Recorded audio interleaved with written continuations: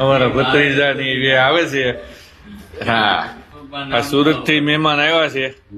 જય શ્રી કૃષ્ણ. હા,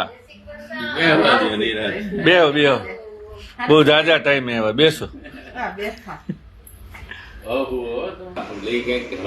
મોંઘેરા મહેમાન આવ્યા છે સુરત થી, નવસારી થી સુરત બે મિક્સ. નવસારી બાઈ ના પિયર છે. ક્યાંથી?